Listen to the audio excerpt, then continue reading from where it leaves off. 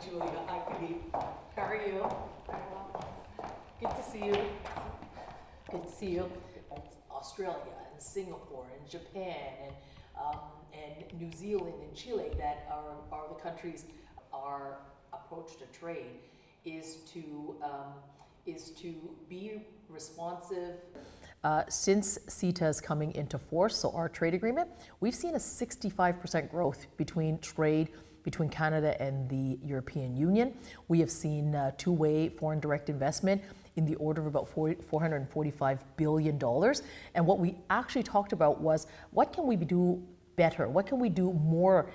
Because trade agreements are one thing, and we have seen really great numbers, but what more can we be doing to help Canadian businesses enter into any of the 27 member states that's here in the European Union? What more can we do to do the same in Canada for European businesses?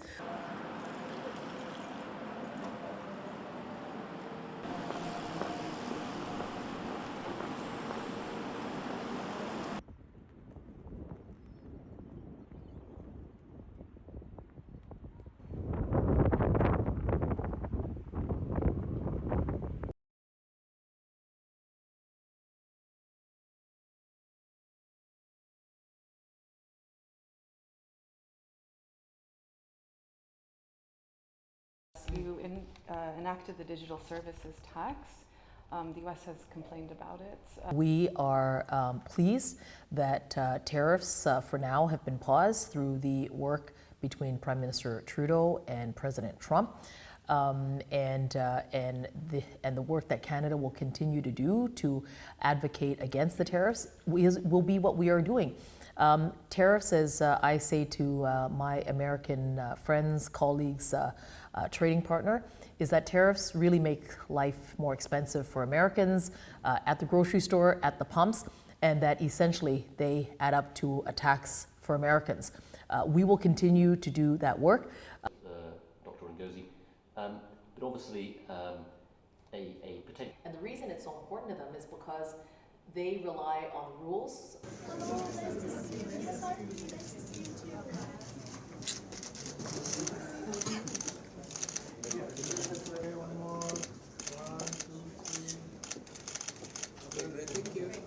Informational dealing with Trump on a regular basis, or is there some kind of?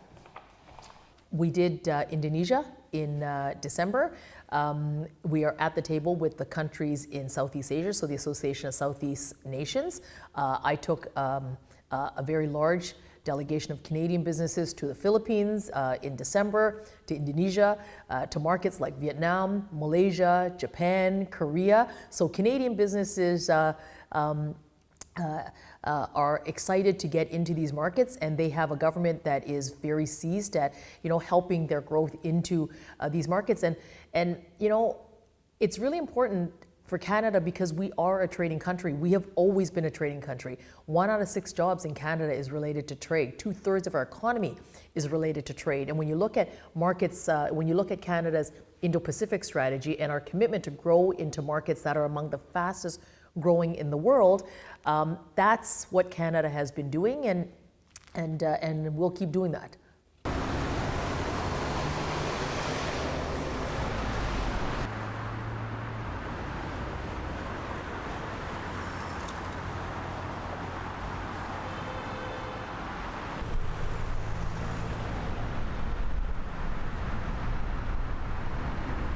We would consider all of the options that are available to Canada because Canada is a rules-based country, a country that believes in the rules-based trading system. I had a very productive meeting and conversation with Dr. Ngozi. Canada has very much been a part of the rules-based trading system with the WTO since its inception. We were part of its creation, and that Canada will always work to stand up and to